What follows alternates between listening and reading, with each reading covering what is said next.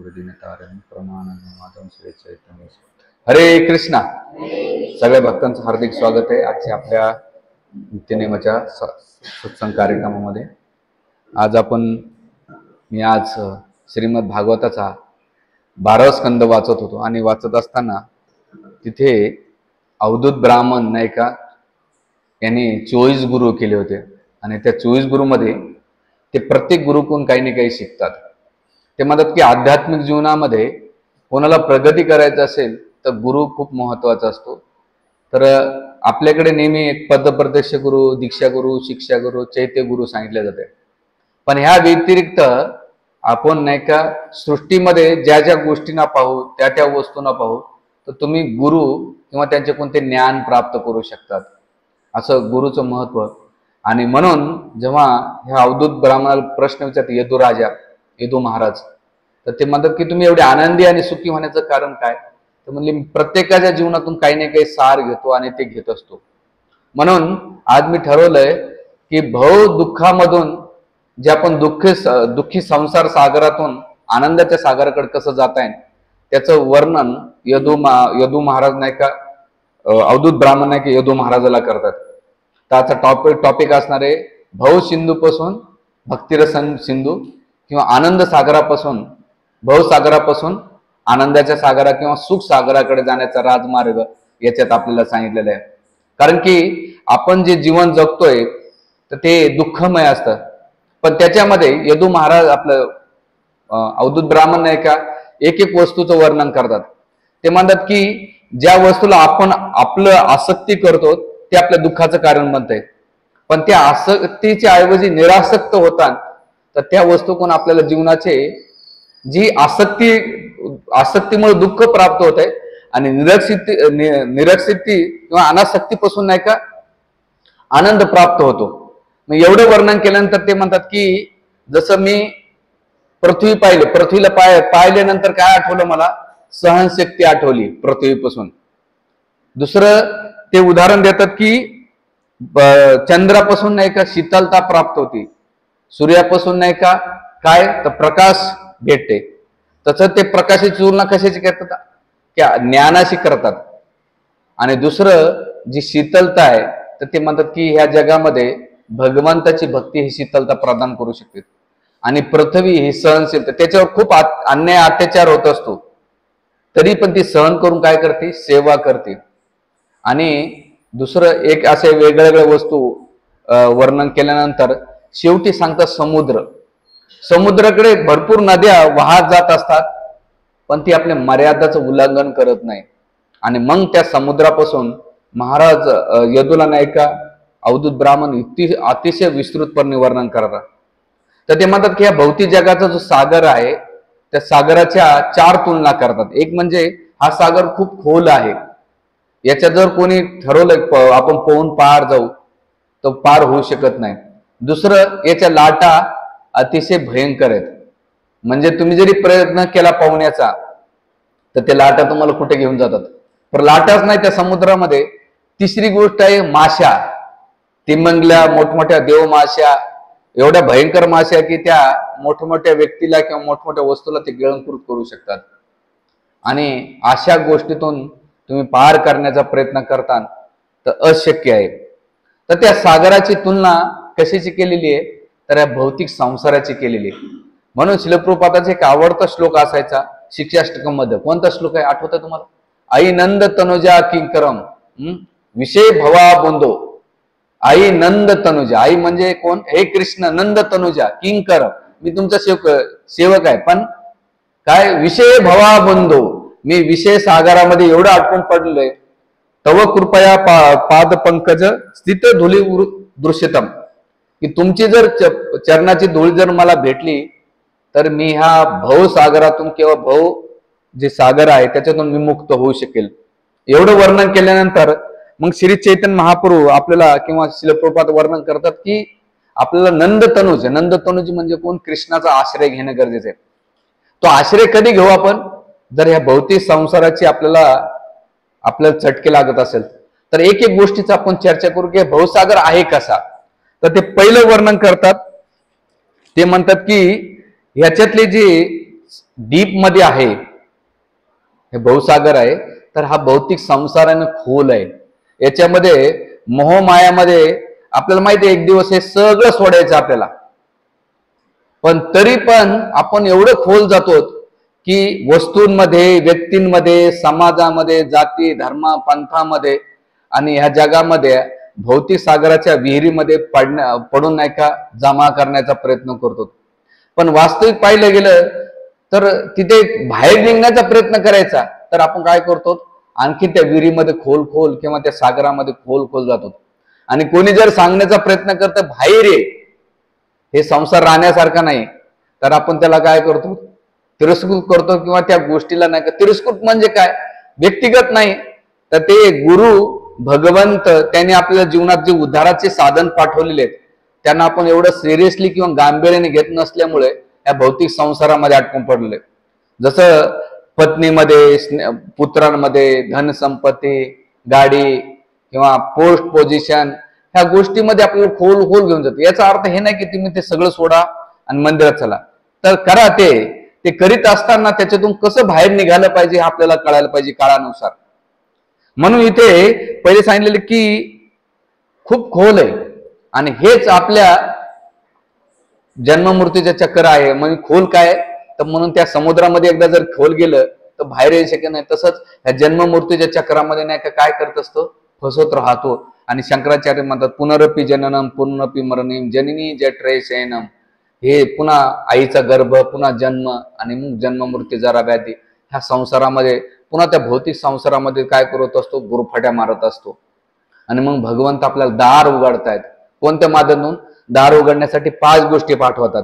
श्रीमद भागवतम वाचन करून या, दुसरं गुरुला पाठवतात, तिसरं हरिनामाला पाठवतात, चौथं धामाना पाठवतात. एवढ्या गोष्टी आपल्याला पाठवतो उद्धाराचं. पण ते दार उघडे असताना आपण त्या दारांना न जाता त्या भौतिक संसाराच्या त्याच्यामध्ये पडत असतो. म्हणून इथे आचार्य सांगतात की जे खोल आहे याच्यातून बाहेर निघण्याचा प्रयत्न करा. आज जर न्याय निघालं म्हणून याच्यामध्ये दुसऱ्या स्कंदामध्ये याच्यामध्ये हरिशिवला नाही का प्रश्न विचारतात दक्षाच्या पुत्रांना. बीळ, एकदा ज्या बिळात गेलं तो वापस येत नाही. 2 प्रकारचे बीळ असतात. एक बीळ कोणतं? उंदराचं बीळ नाही, सापाचं पण नाही. ते म्हणतात की वैकुंठाचं असं बीळ आहे तिथे गेलं तर वापस येत नाही. आणि ह्या बिळात, ह्या भौतिक संसाराला एक बीळ म्हटलं जात आहे. ह्या बिळामध्ये काय करताय की तुम्ही इथं जाताना खूप, जसं त्याची तुलना उंदराशी केलेली आहे. उंदीर काय करतो, खूप कष्ट करतो, मेहनत करतोय आणि बीळ बनवतोय. त्याला वाटतं आता मी आराम शांतीत राहणार आहे. पण त्याला माहित नसतंय की काही नंतर साप येणार आहे आणि त्या उंदराला बी खाणार आहे आणि त्या बिळामध्ये स्वतःचं राज्य निर्माण करणार आहे. तसंच ते संसारामध्ये जे फसलेले लोक आहेत, भौतिक संसारामध्ये फसलेले, त्याची तुलना उंदराशी केलेली. तो बिळ नाही का, बिळामध्ये नाही का कोरत राहतो, करीत राहतो, पण काळरूपी सर्प कधी येऊन दंश करून हे त्याला कळत नाही. म्हणून आचार्य म्हणतात इथे बीळ पार करण्याचा प्रयत्न नका करू, जे शाश्वत बीळ आहे ना त्याच्याकडे जाण्याचा प्रयत्न करा. पण कलियुगामध्ये लोकांना काही फरक पडत नाही. ते म्हणतात महाराज सांगत राहा तुम्ही ज्ञान. इस्कॉन ह्या शब्दाचा अर्थ काय? ह्या कानातून ह्या कानात, इस्कॉन इस्कॉन, ह्या कानातून इकडे इथून जातंय, एवढ्या स्पीडनं एवढ्या स्पीडनंच बाहेर पडत ते, पण ते आतमध्ये येत नाही. का? तर परिवर्तन. म्हणून त्याला सांगतात की नेहमी नित्यमान ऐकलं पाहिजे. तर हे भौतिक संसार आहे आणि याच्यातून सुख कमी भेटते. किती भेटते? थोडस, जसं इंद्रिय तृप्तीचं चंपल सुख भेटते, पण तरी प्रयत्न करतो. म्हणून इथे पहिलं तुलना कशाची केलेली आहे? खोल समुद्राचे. दुसरं याचा प्रचंड लाटा येतात. बरे हे संसार करत असताना त्या लाटाची तुलना कशाची केलेली आहे? तीर्थापाशी केलेली आहे. आधी भौतिक, आधी दैविक, आधी आत्मिक क्लेश. आधी भौतिक म्हणजे काय? शेजारी पाजारी, कोण नवरा बायको, ऑफिस मधला बॉस किंवा भाऊ बंद की. जसं आता मी मंदिरात येत होतो, तिथं मंदिरात बिचारा तो दर्शन घेता ले शोधून आला मंदिरात आणि नेमकं चुकीच्या ठिकाणी त्यांनी गाडी पार्क केली. त्याला काय माहित तिथं चुकीच्या गाडी पण समोरच्याने एवढ्या शिव्या देऊन शुद्धीकरण केली की त्याला मंदिरात येण्याचं दर्शन घेण्याची इच्छा मरून गेली. म्हणजे सांगायचा मुद्दा असा आहे की पदम क्लेश हे आपल्या मागे आहे. आपल्या आजूबाजूला आपल्याला त्रास देणारे लोक भेटतात. हे आधी भौतिक. आधी दैविक काय? नैसर्गिक. ऊन, वारा, वादळ, पाऊस, निसर्गाचे झटके बसत असतात. आणि आधी आत्मिक क्लेश. आत्मिक क्लेश म्हणजे मन आणि शरीरापासून.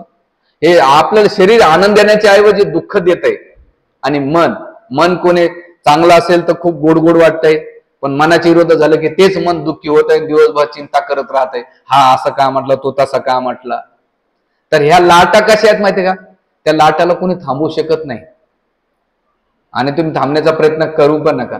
तसं जीवनामध्ये सुख दुःख येत राहणार आहे, मान अपमान होत राहणार आहे, जय पराजय होणार, पैसा येत राहील जात राहील, शारीरिक व्याधी येत राहील जात राहतील.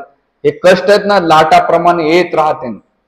पण त्याच्यामध्ये एकच पर्याय आहे, त्या लाटातून वाचायचं असेल तर वरती लाटा राहणारच येतात, पण त्या लाटातून वाचायचं असेल तर ते समुद्राच्या खाली गेलं पाहिजे. जर खाली गेलं तर वरच्या लाटाचा कोणताही प्रभाव पडणार नाही. तर आचार्य वर्णन करतात की या भौतिक संसाराचा लाटा पडणार आहे, पण त्याला जर आध्यात्मिक डीप मध्ये जो कोणी जाईल, अध्यात्माच्या डीप मध्ये काय, याचा अर्थ पुस्तकामध्ये बुडायचं नाही, आपली चेतनेला एवढं खोल घेऊन गेलं पाहिजे की भौतिक जगाच्या लाटा त्याला इफेक्ट नाही गेला पाहिजे. मग आध्यात्मिक चेतना कशी? तर विशेष करून ग्रंथाचं वाचन करून, श्रवण करून, हरिनामाचा जप करून ऍटलिस्ट त्या लाटांचा जेवढा इफेक्ट पडायचा तेवढा नाही पडणार, पण कमी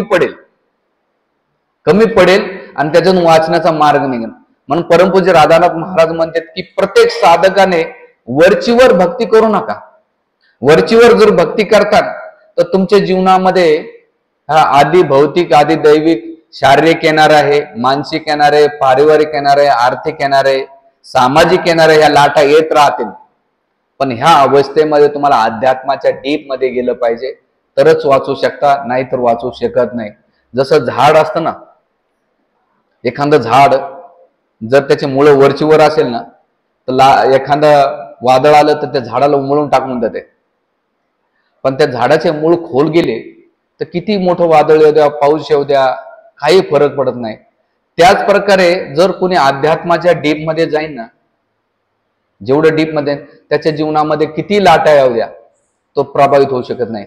आणि म्हणून लोक जे त्यांच्या भक्ती करतात पण त्यांच्या जीवनात लाटा आल्या ना एखादी, ते म्हणतात भगवंता तुझी भक्ती आम्ही याच्यासाठी करतो का?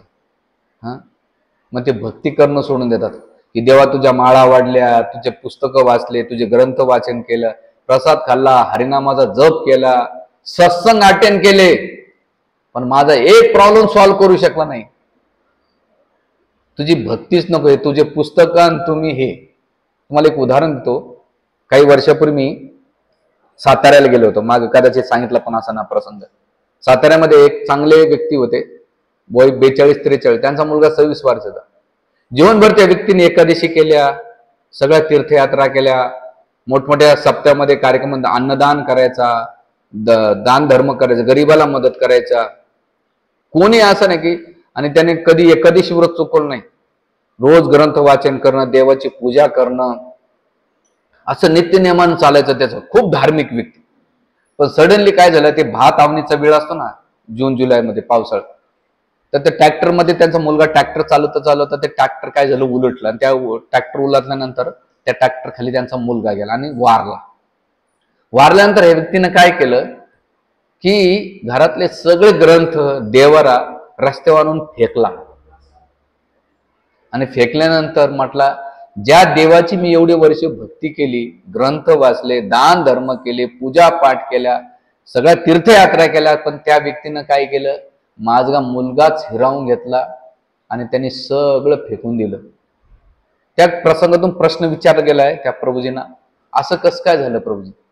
ते मला 2 प्रकारची भक्ती असतात. जे वरचीवर भावनिक स्तरावर भक्ती करतात ना, आज लय गोड गोड आहे, मनाला लय बरं वाटतंय, तर जे भावनिक स्तरावर भक्ती करतात ना त्यांच्या जीवनात असं होतं. पण ज्याने भक्ती करताना क्लिअरिटी आहे, भगवंता माझ्या जीवनात सुख दुःख येऊ, मी तुला सोडणार नाही. मी तेच उदाहरण त्यांनी यांना उदाहरण दिलं. चोखोबांचा पुत्र पायाखाली गेला, पण त्यांनी भगवंताला दोष नाही दिला, ते माझा दिलेला आहे. आणि म्हणून ह्या दोन्ही उदाहरणातून आपल्याला काय शिकायचंय की आपण जी भक्ती करतोय ते आर्टिफिशियली किंवा वरच्या स्तरावर करतो का खालच्या स्तरावर करतोय, हे आपल्याला नाही का जेव्हा आपल्या जीवनात प्रसंग येतात ना, आणि त्या प्रसंगातून आपण कशी प्रतिक्रिया देतो त्याच्यावर निर्भर राहणार आहे. कारण की ह्या लाटा काही थांबणार नाहीत. तुम्ही कुठे जा, काहीही करा, जीवनातले सुख दुःख मान अपमान ह्या लाटा येणारच येणार आहे. तुम्ही म्हणता एवढं का सांगतोय? बरेच वेळा लोक मंदिरात येतात, पण आल्यानंतर त्यांना असं वाटतंय की अरे चमत्काराला नमस्कार, इथं नाही इलाज झालं तर दुसरीकडे जाऊ, दुसऱ्या मंदिरात जाऊ, दुसरी हे करू, काही ना काही. पण नाही, भगवंताने हे जगच असं बनवलंय, इथे तुम्हाला नाही का पर्याय नाही. एकच भक्ती केली तर ऍटलिस्ट त्याचा प्रभाव तरी कमी होतो. म्हणून हे 3 क्लेश आहेत. आणि श्रील प्रभुपादाला एकदा विचारलं, प्रभुपाद ह्या जगातले समस्या कधी दूर होतील? प्रभुपाद म्हणतात, जेव्हा महाविष्णू श्वास घेते ना आतमध्ये, तेव्हाच प्रॉब्लेम सॉल्व्ह होते. आणि ही मायादेवी तुम्हाला नित्य नियमानं त्रास देणार आहे. तर शिष्याने विचारलं, प्रभुपाद मायादेवी एवढी का त्रास देते? ती म्हणते की त्रास याच्यासाठी देते की बाबा हे जग राहण्यासारखे नाहीये, आणि तुम्ही इथं काय मोठा पसारा संसार वाढू नका. इथं काय करा, जेवढं करायचं तेवढं करा, पण केल्यानंतर एक तुम्हाला या जगातला साक्षात्कार झाला की राहण्याची जागा नाहीये. आपण बाथरूम मध्ये किती 2-3 घंटे बसतो का? आहे का कोणी? हात वरती करा. पोरं बसतात आजकाल मोबाईल खेळायला, तो वेगळा विषय. कारण आई बाप इथे गेम खेळू देत नाही म्हणून बसतात ते. आजकाल कोंबड बी लय भारी खुर्ची सारखा आराम देऊन, आईला वाटतं हा बाथरूम मध्ये बसलं, पण हा बाथरूम मध्ये काय करतो वेगळंच. आपलं काम झालं की लगेच टॉयलेट मधून बाहेर होतं. तसं हे जग आहे. संसार काही वाईट नाही, पण त्याच्यामध्ये किती लिप्त झालं पाहिजे किती नाही हे आपल्याला कळायला पाहिजे. म्हणून समुद्राची तुलना कशाशी केलेली आहे? लाटाशी केलेली आहे. दुसरं ते उदाहरण दिलंय, खारं. ह्या समुद्राचं पाणी कसं आहे? खारं आहे. म्हणजे एवढं पाणी आहे, पण ते थोडं सुद्धा कामाला येत नाही. आणि जे झरा आहे तो थोडा असतो, पण सगळ्याला कामाला येतो. तसंच मध्ये ह्या जगामधली जी इंद्रिय तृप्ती आहे ना, त्या खाऱ्या पाण्यासारखी. तुम्ही प्याण्याचा प्रयत्न करा, थोडस भेटल ते, पण त्याच्यातून दुःखच भेटणार आहे. म्हणून आचार्य सांगतात की दिसायला नाही का तरळता आहे, थोडस त्या सुख आहे, पण त्या सुखामागे दुःख पण आहे. एक उदाहरण दिले जातात, सुंदर उदाहरण देतात. जसं एका जंगलामध्ये एक शिकारी होता, आणि शिकार करता करता त्याचा बाण तुटला. बाण तुटल्यानंतर त्यावेळेस नेमकं तो झाडावरून खाली उतरला, त्याने समोर नाही का वाघ पाहिला. वाघ पाहिल्यानंतर याचं जीवाचं पाणी पाणी झालं. आता याला प्रतिकार करायचा तर कसं करायचा? म्हणून आता म्हणतो एकच पर्याय, इथून पळा. आणि वाघानं पण याला लांबून पाहिलं की अरे आता बिना धनुष्यबाणाचा चांगली शिकार आहे. वाघ पुढे, म्हणजे हे शिकारी पुढे पळतो, वाघ मागे, शिकारी पुढे, वाघ मागे, शिकारी पुढे. खूप वेळानंतर गवतात शिरतो. गवतात शिरल्यानंतर बिचारा घाबरत घाबरत कसा तरी सहारा भेटल, आणि त्या गवतामध्ये त्याला कळत नाही, अचानक त्याचा पाय नाही का सटकतो आणि एका विहिरीत पडतो. जसं विहिरीत पडता पडता त्याला एक वडाची पारंबी त्याच्या हाताला लागते. त्या विहिरीमध्ये वडाची पारंबी असते. आणि असं घाबरत घाबरत खूप धावपळ झाल्यानंतर त्या कसं तरी पारंबीला पकडतो, आणि पारंबीला पकडल्यानंतर वरती बघतो तो वाघ, आणि खाली बघावं तर मोठा विहीर आहे, आणि त्या विहिरीमध्ये 2 मोठमोठे अजगर आहेत ना, असे तोंड वासून बसलेले आहेत. वरती वाघ, खाली अजगर. आणि त्या अवस्थेमध्ये त्याच्या जीवाचं पाणी पाणी झालंय. आणि ज्या फांदीला पकडलं, नेमकं त्या फांदीला एक मवळ होतं मधमाशाचं, ते उठलं. उठून नाही का त्याला चावायला लागलं. असं कचाकच चावायला लागलं, भयंकर चावत असताना नेमकं ज्या फांदीला पाहिलं, त्या मधमाशाचं जे काही मोहळ होतं त्याचा मध नाही का त्याच्या नाकावर पडला. नाकावर पडून त्याच्यात कपाळा पडला, नाकावून कपाळापर्यंत आलं आणि नाकापर्यंत आलं. आल्यानंतर ज्या फांदीला त्यानं पाहिलं वरती करून, तर 2 उंदर कुरतडत लागले. नेमकं वरती वाघ, खाली अजगर, मावळाच्या माशा चावतायत. त्याच्यात हे 2 उंदीर, काळा आणि गोरा, नेमकं त्याच फांदीला त्या टायमाला कुरतडाय सुरू झाली. हा चिंताग्रस्त झालं तर काय झालं? एवढं भयंकर संकट आहे की सगळे जिकडे तिकडे, वरती जावं तरी वाघ आहे, मृत्यू आहे, खाली जावं तरी वाघ आहे, आणि त्याच्यात या मधमाशा भयंकर चावतायत. आणि जी फांदी धरली, सहारा धरला, ज्या सहाऱ्याला धरलं ते सहारा सुद्धा काय झालं? कधी तुटन भरोसा नाही. पण त्याच्यामध्ये काय झालं, एक गोष्ट झालं की त्याच्या कपाळावरून ते मध मध गळत गळत गळत नाकावरून त्याच्या होटावून पडल्यानंतर त्याच्या जिभेला तो चाटत बसला. आहा, किती सुंदर आहे. किती म्हणजे एवढ्या भयंकर संकटामध्ये थोडस तो मधाचा ते सुखाचा आनंद घेत होता. त्याची तुलना नाही का आपण चूक चूक करायला लागलो, किती त्याचा अन्याय झाला, की देवा त्याला वाचव. ती अवस्था आपली आहे. या भौतिक संसारामध्ये आपण पडलोय आणि आपल्या मागे काय झालंय, मृत्यूरूपी वाघ लागलाय. एवढा लागलाय की माहित नाही पदम. जसं मला कालच एक कोणतरी सांगत, 32 वर्षाचा मुलगा हार्ट अटॅकने गेला. हार्ट अटॅक 32 वर्षे, गौरमपूरचा आज मी लेक्चर ऐकत होतो. म्हणजे 32 वर्षामध्ये सुद्धा हार्ट अटॅक होत आहे. मृत्यूरूपी वाघ लागलेला आहे आणि काळ त्याच्या खाली वाट बघून बसतो, हा कधी. आणि त्याच्यात त्याने जी फांदी पकडली ती जीवन मृत्यूची फांदी होती. आणि जे 2 उंदीर होते ना, ते कोणते होते, दिवस आणि रात्र कापत राहतात. दिवस संपला की रात्र, रात्र संपली की दिवस. कळतं का? दिवस माझा तर असा वेळ निघून जातो. सकाळी मी 4 वाजले, आता दुपार झाले, आता 4 वाजले, आता 8 वाजले, रात्री 10 वाजले. केलं काय की दिवसभर काहीच नाही. एक न धड भाराभर चिंध्या म्हटल्या जातात. म्हणजे धडीच 1 घंट्याची सेवा नाही, पण कसं वेळ जातो कळत नाही. म्हणजे काळ असा फटाफटा निघून जातो, आपण कळत नाही. दिवस रात्र. आणि त्याच्या त्या उंदराची तुलना कोणाशी केली, दिवस रात्र. जी फांदी आहे ती जीवनाची केली आणि जी वीर आहे ती कशाची केली, संसाराची केलेली. त्याच्यात ते जो मधमाशा होते त्याची तुलना केली आपल्या नातेवाईकांशी. जे प्रेम कमी करतात पण नेहमी नेहमी द्वेष करणं, निंदा करणं, त्रास देणं. आणि त्या आजूबाजूला आपल्याला कोणी शेजारी पाजारी, त्याच्यानं भाऊ बंदकी, जावा सासा सुना, नवरा बायको, मुलं बाळ, ते चावत राहतात. तरी आपण म्हणतो हा नातेवाईक मला आनंदी देईन, तो नातेवाईक आनंदी देईन. त्याला काही घेणं देणं नाही पडलं. पण त्याच्यात आपण काय करतो, सुख शोधतो. पण त्याच्यामध्ये सुद्धा चावत असताना जे मध पाडला नाकावर, ते म्हणजे ह्या जगाची इंद्रियतृप्ती. जीवेनं थोडंसं खाल्लं की बरं वाटतंय, कानानं ऐकलं, गाणे ऐकले की बरं वाटतं, डोळ्यानं काहीतरी पाहिलं तर बरं वाटतंय, ना आपल्या वाटतं लय सुखीत आनंदित. नाही भाऊ, हा संसार आहे ना आपल्याला काय दुःख देतोय. म्हणून इथे आचार्य सांगतात की जे कशाची तुलना केली आपण, इंद्रियतृप्तीशी तुलना केलेली. आणि हे इंद्रियतृप्ती काय थोडीच भेटते. म्हणून आचार्य नेहमी सांगत असतात की येई स्पर्शजा भोग दुःख येऊन येवते, की थोडस जरी सुख असेल त्याच्या मागे दुःख येते. म्हणून वास्तविक आपल्याला जर आनंद प्राप्त करायचा असेल तर ते सुख भगवत भक्तीमध्ये भेटेल. आणि तिसरं उदाहरण केलेलं आहे जे मछली आहे. मछली म्हणजे काय, ह्या भौतिक जगामध्ये आपल्याला नाही का गव्हर्नमेंटकडून त्रास, अतिरेकडून त्रास, नातेवाईकडून त्रास, बॉस कोण त्रास. त्या समुद्रामध्ये जसं त्या माश्या खाण्यासाठी टाकलेल्या असतात ना,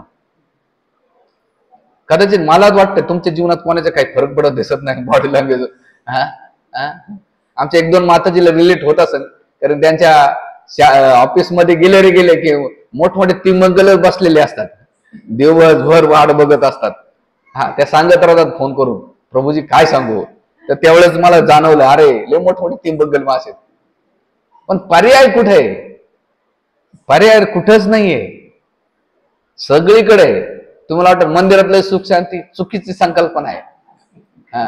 जे मंदिरात राहते त्यांना माहित आहे, बाहेरच्या लोकांना वाटतं मंदिरातले लोक लय सुखी, किती साधू येत, मस्त याच्या तोंडावलं टवटवीचेवाला 3 टाइम महाप्रसाद खातात, राजभोग, वाईकालिका, संध्या भोग, दर्शन, हे किती आनंदी आनंद आहे. आणि त्या मंदिरात राहण्याला वाटतंय बाहेरचे बरे येते इथल्यापेक्षा. का? कारण तिथे त्यांचे प्रॉब्लेम त्यांनाच माहित आहेत आणि तुमचे प्रॉब्लेम तुम्हालाच माहित आहे. व ते म्हणतात ना, दूर की ढोल सुहाने लगते, दूरचा डोंगर काय म्हणतात, सुंदर वाटतो.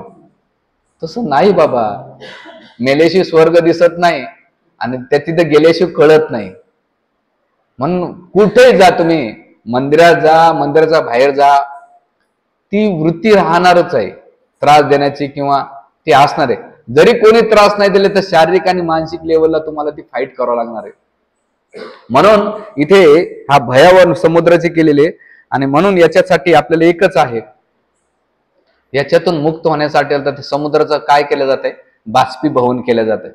आणि ते बाष्पीभवन कसं होत आहे, सूर्याद्वारे. तर ते आचार्य वर्णन करतात, त्या समुद्रातून सुटण्यासाठी बाष्पीभवन म्हणजे कृष्ण हे सूर्यासारखे आहेत. आणि ते बाष्पीभवनची तुलना कोणाशी केलेली आहे, कृपाशी केलेली आहे. याच्यातून कृष्ण काय करणार आहेत, ती कृपा देणार आहेत आपल्याला, पण त्याच्यामध्ये कारणरूपी छत्री धरायला नको आपण. जसा पाऊस तर पडतो, पण पावसामध्ये भिजायचं असेल तर तुम्हाला छत्री साईडला करावं लागेल. तुम्ही छत्री दाताराने विचार करताना मी भिजेल, नाही भिजणार. तसंच भगवंताची कृपा पावसाप्रमाणे आपण कारणरूपी छत्री धरली. मी माळा सकाळची दुपारा करते, दुपारची संध्याकाळी करते, आजची उद्या करेल, उद्याची परवा करेल. ग्रंथ वाचायला बी काही नाही, आज नाही उद्या करू प्रभूजी, भगवंताला टेन्शन नाही. ग्रंथ तर माझ्या घरात आहेत, वाचेल. नाही तर मी 2 टाइम अगरबत्ती तर वावळतेच, 2-4 फुलं बी वावळते आणि पाया बी पडते. करू ना, देवाला टेन्शन नाही. भगवंत कृपा देतात, पण आपण कारणरूपी छत्री ना. सत्संगाला जाऊ ना, दररोज आठवड्यातले 3-3 सत्संग आहेत. रविवारी जायचा का, बुधवारी जायचा का, शुक्रवारी जायचा. त्याच्यात काउन्सिलिंग मीटिंग. प्रभूजी घर सांभाळायचं का तुमच्याच मागं लागायचं? त्याच्यात प्रभूजी आणखीन काही कार्यक्रम असला तर आम्हाला फोन करतात, चला. काय काय करावं सांगा ना. संसार करायचा का नोकरी करायची का मुलं बाळांना सांभाळायचं, करायचं तर काय करायचं? नाही तुम्ही आता याचा अर्थ हे नाही की त्याला दुर्लक्ष करा, पण जेवढं शक्य होईल. कारण सत्संग एवढे करण्याचा मागचा काय उद्देश? कारण भौतिक जगामध्ये आपण राहतोय ना, आपली चेतना एक दिवस सत्संगाने उत्पर्यंत जाते, पण भौतिक संसारात राहिल्यानंतर ती चेतना खाली यायला वेळ लागत नाही. कारण हे जगाचं प्रलोभन एवढं अट्रॅक्शन पॉवरफुल आहे, त्यासमोर नाही का आपली भक्ती आहे ना अतिशय नग्न आहे. म्हणून आपल्या जीवनामध्ये कारण नका देऊ जप करण्यासाठी, ग्रंथ वाचण्यासाठी, सत्संगाला न येण्यासाठी, तीर्थयात्रेला न येण्यासाठी. भगवंताची कृपा. आणि तुम्ही कारण देता, भगवंत म्हणतात तू कारणच देत राहा. तुम्ही डॉक्टरला कारण दिलं तर डॉक्टर काय म्हणेल, भाऊ नको येऊन, मला काय फरक पडतोय, मरशील ना, नको गोळ्या बी खाऊ नको आणि माझ्याकडे येऊ बी नको. तसंच भगवंत म्हणतात नाही दिलं तू नको करू, काही फरक पडत नाही, तुला पुन्हा त्या दुःखामध्ये जावंच लागणार आहे. मार चक्कर, तुला काय मार, जेवढं मारायचं तेवढं मार, तुझ्या सोबत राहतो. भगवंतानं आपल्याला एक शब्द दिलेला आहे, स्वतंत्र रत्न, फ्रीडम दिलेलं आहे. त्या स्वतंत्राचा उपयोग कसा करायचा आहे ते आपण ठरवायचा. म्हणून आचार्य सांगतात की भगवंत आपल्याला संधी देत आहेत आणि या संधीचा आपण फायदा घेतला पाहिजे की नाही. हे मनुष्य जीवन कशासाठी भेटलेलं आहे, की मला आनंद प्राप्त करण्यासाठी दिलेले आहे. आणि म्हणून हा जो आहे, तर या समुद्राची भगवंत गीतेमध्ये म्हणतात की याच्यातून निघण्याचा मार्ग काय, तर याची तुलना या समुद्राला एक दिली, अचलता शब्द वापरला आहे गीतेमध्ये. भगवंत म्हणतात की समुद्रामधले जे अचलता, आपली मर्यादा सोडत नाही, त्या मर्यादेमध्ये राहत. तसं या जगामधला वेग राहणार आहे, पण आपण अचल अवस्थेमध्ये राहू, धीर राहू, धैर्यवान राहू, तेव्हा ती सुख प्राप्ती होते. म्हणून इथे ते म्हणतात की पहिली गोष्ट समुद्रातून सुटायचं असेल तर भौतिक सागर संसार समजायचं दुःखाचं कारण. दुसरं कारण समजायचं, इथले जे खारं पाणी आहे ते इंद्रिय तृप्ती आपल्याला सुख देऊ शकत नाही, ही दुसरी गोष्ट समजून घ्यायची. आणि तिसरं, याच्यातून समुद्रामध्ये जहाजाला मार्ग दाखवायचा असेल एक दीपस्तंभ असतो. त्या दीपस्तंभाला पाहून काय होत आहे, तो नाविक त्या दिशेने जात असतो. त्याच प्रकारे भगवंत आपल्याला दीपस्तंभ पाठवतो, कोणाच्या गुरुच्या रूपाने पाठवतात. आपण बघायचं, जेव्हा कधी आपण या भौतिक संसारात गुरफट जाऊ तर दीपस्तंभ जे प्रभुपाद आहेत, वर्तमान आचार्य वर्ग आहेत, त्यांच्याकडे पाहून आपण आपली नौका आहे ना भवसागराला पार करू शकतो. कारण गुरु कर्णधारम, आपल्या जीवनाचे गुरु कर्णधार कोण केलं, गुरुला जर नाविक बनवलं तर भवसागराला पार करून घेऊन शकतात, नाही तर दुसरं कोणी नाही. आणि तिसरं सांगतात की जो आहे तर याच्यामध्ये 4 गोष्टी करायच्या. ती नावाची तुलना 4 गोष्टीशी केलेली आहे. एक म्हणजे हा मनुष्य देह दुर्लभ आहे, याला पार कर, हा जो मनुष्य देह कसा आहे माहितीये का? तुम्ही कधी तिरुपती बालाजी किंवा जगन्नाथपुरीला मंदिर जातात ना, तर मोठमोठ्या मंदिरात गेल्यानंतर 2 प्रकारच्या लाईन असतात दर्शनाला. कोणती? एक VIP लाईन आणि एक सर्वसामान्य लाईन. तर तुम्ही सर्वसामान्य लाईन मध्ये जाताना खूप वेळ लागतो. आता पंढरपूरला 18 घंटे 20 घंटे, बालाजीला तर 24 घंटे, जगन्नाथपुरीला सोपं आहे. पण तुम्ही VIP असेल तर तात्काळ तुम्हाला काय घेतले जाते? दर्शन घेऊन जाते. तर तसंच म्हटले, हे मनुष्य जीवन VIP आहे. या जन्मामध्ये तुम्ही काय करू शकता? लगेच भगवंताला प्राप्त करू शकतात. आणि बाकीचे जी येवणी आहेत ना, ती मोठी लाईन आहे. आणि ती लाईन किती येवणीची आहे? 84. आता तुम्हाला 84 येवण्याच्या लाईन मध्ये उभं राहायचं का जे VIP दर्शन भेटते ते घ्यायचे तुमच्या हातात आहे. म्हणून भगवंत म्हणतात VIP असेल माझं डायरेक्ट दर्शन घेशील, आणि लाईन न्यायचं असेल तर मार चक्कर मारू शकतात. म्हणून हे मनुष्य देह भेटलाय, VIP भेटलाय, याच्यात तुम्ही करू शकतात. तर त्याची तुलना कोणाशी केलेली आहे? नावाशी केली. दुसरं म्हणजे काय? निर्वेद असलं पाहिजे त्या नावेमध्ये राहताना. निर्वेद म्हणजे याचं काय? अनासक्त झालं पाहिजे की एक ना एक दिवस हे शरीर आहे ना मला सोडायचंय. शरीर तर सोडायचंय, पण शरीराच्या संबंधित सगळ्या गोष्टी मला सोडायच्या. जेव्हा हे निर्वेद भावात राहू ना, तर जगातल्या कोणत्याही लाटा जरी आल्या तर त्याला प्रभावित करणार नाही. म्हणून दुसरी गोष्ट सांगतात. तिसरं म्हणजे याच्यातून निघण्याचा मार्ग काय? तुम्हाला सपोर्टिंग सिस्टम पाहिजे ना त्या नावेला. तर त्या नावेमध्ये जेवढे लोक राहतात त्यांची सहकार्याची भावना ठेवली पाहिजे त्या जहाजामध्ये. नाही तर जहाजामध्ये जर तुम्ही भांडत करीत बसले तर काही लोक काय करतात? उचलून फेकून देतील पाण्यामध्ये. तसं ते म्हटलं की भक्ताचा संघ म्हणजे काय? त्या नावेतल्या लोकांसारखा आहे. ते आपण एकूण एकाला सपोर्ट करून जातात. तिथे एकूण एकाची मतभिन्नता नसली पाहिजे. सगळे एका विचाराचे लोक आहेत, आपण त्यांना घेऊन चाललं पाहिजे. कधी कधी लोकांना वाटतंय मी तर भक्ती करते किंवा भक्ती करतो, मला भक्ताची संघाची काय गरज आहे? नाही. जड भरत महाराजसारखी व्यक्ती अधो श्रद्धा, तथा साधू संघ, भजन क्रिया, अनर्थ निवृत्ती, निष्ठा, रुची आणि भाव प्रेमावर गेले होते. त्याच्यानंतर प्रेमच प्राप्त होणार होतं. पण भाव स्तरावरून सुद्धा पतन झालं बरं त्यांचं. तिथं भक्त असला असता ना चांगलं असतं. प्रभूजी माताजी नका जाऊ, अवघड आहे. भक्ताच्या संघामुळे ते वाचले, पण भक्ताचा संघ नसल्यामुळं तिथं भगवंत सांगतात माझ्या भक्तीमध्ये जरी एवढ्या स्तरावर गेला आणि भक्ती जर भक्ताचा संघ नसेल तर तिथून खाली यायला वेळ लागत नाही. म्हणून आपण नित्य नेमानं भक्ताचा संघ घेतला पाहिजे. भले त्याच्यामध्ये दोष असतील, कोणी परिपूर्ण नाही, पण ऍटलिस्ट आपला मेन उद्देश काय असला पाहिजे की चला माझी कृष्ण चेतना कशी जागृत होईल. हे तिसरी गोष्ट. चौथं, त्या भक्ता संघात येऊन काय करायचं? गप्पा मारायचे का? तर नाही. त्याच्यामध्ये ह्या भवसागराचा 2 गोष्टीची चर्चा असली पाहिजे. हा जग किती भयंकर आहे आणि याच्यातून निघण्याचा मार्ग काय, तर हरी चर्चा असली पाहिजे. नेहमी नित्य नेमानं भगवंताच्या जे काही तुम्ही श्रवण करतात, कीर्तन करतात, वाचन करतात, ते भक्त संघामध्ये डिस्कशन असलं पाहिजे. त्याच्यानंतर ते म्हणतात की सगळ्यात शेवटी कृष्णाचे चरण असलं पाहिजे. आणि कृष्णाचे चरण धरलं तर त्याबरोबर या जो हरी सरोवर आहे, आनंदाचा सरोवर आहे, याच्यामध्ये 4 गोष्टी करायला सांगतात. ते कशा करतात? ते म्हणतात की जे सरोवर आहे ते भगवंताचे विग्रह आहेत. भौतिक सागराची आता तुलना केलेली आहे. आता काय करू? आनंद सागर आहे, जो सुखाचा सागर आहे, त्या सागराची तुलना आचार्य खूप छान करतात. ते म्हणतात हे जे सरोवर आहे भगवंताचे विग्रह आहेत. भगवंताचे विग्रह श्रीकृष्ण त्रिभंग स्वरूपात का उभा राहतात माहिती आहे तुम्हाला? कृष्णाचे चरण कमल असे का उभा आहेत माहिती आहे तुम्हाला? नाही. त्याचे 2 कारण सांगतात. एक म्हणजे भगवंत हे शिकवतात की माझे जे त्रिभंग स्वरूप आहे ना, त्या चरण कमलातून जो पराग कण येईल, चरण धूळ येईल, हवा सुटल्यानंतर माझ्या चरण कमलाची धूळ जर जाईल ना त्या भक्तावर जाईन, म्हणून भगवंत त्या अवस्थेमध्ये उभे आहेत. माहिती आहे तुम्हाला भगवंताचे चरण? त्यासाठी भगवंत त्या अवस्थेमध्ये उभे राहतात. आणि दुसरं कारण सांगतात की या भौतिक सागर नाही का, जसं तुम्ही एखाद्या नदीमध्ये पूर आला ना, तर पुरामध्ये 2च वाचण्याची शक्यता. एक दोरी असेल किंवा एखादी मोठा लाकूड किंवा असेल तर तुम्ही वाचू शकता.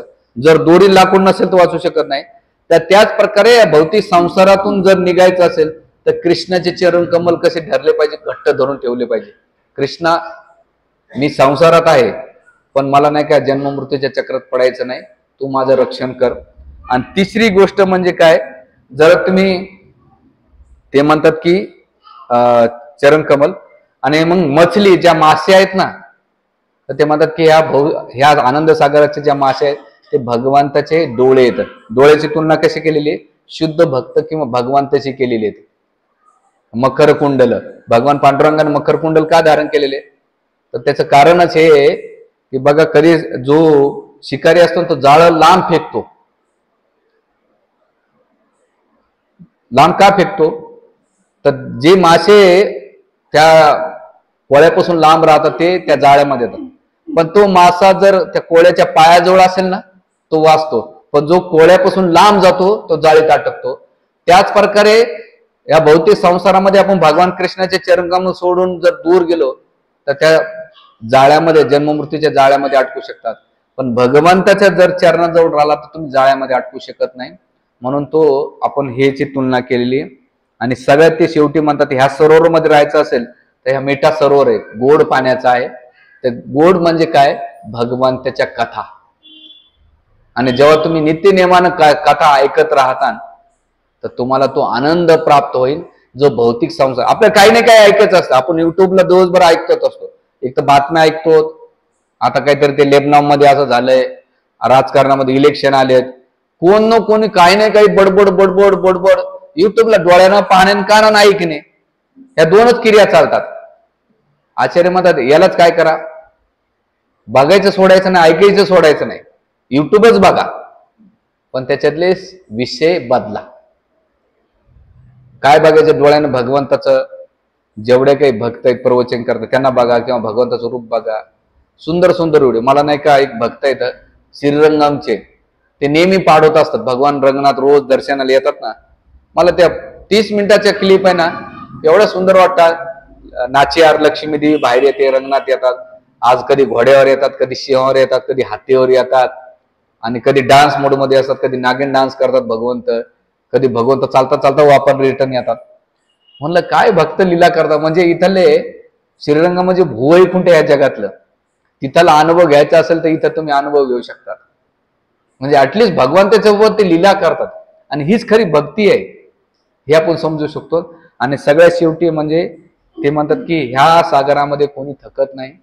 केवळ तुम्ही नित्य नियमन ऐकत राहिले तर तुम्हाला कधी थकवा येणार नाही, म्हणजे भौतिक सागरात येतो. म्हणून आपल्याला काय करायचं, दुःख सागरापासून आनंद सागराकडे जायचं असेल, तो आनंद कुठं भेटेल, आध्यात्मिक जीवनामध्ये, भक्तीमध्ये भेटणार आहे. जो आता तुम्ही भौतिक संसारामध्ये खूप ट्राय केलं ना, चिंगम सारखं, चिंगम कसं वाटलं पहिल्यांदा, गोड वाटलं. आता काय करतात, एक तर चावत बसता, नाही तर तसं आता झालं नाही, सगळं सोडा ना. आणि करा माळा, भगवंताचं नाव घ्या, हरे कृष्णा हरे कृष्णा हरे हरे, हरे राम. आणि हे जर तुम्ही खरंच आनंद घेताना तर तुकाराम महाराज काय म्हणतात, शेवटचा दिवस आणि तो गोड होण्यासाठी प्रत्येकाने भक्ती करा. हरे कृष्णा. कोणाला काही प्रश्न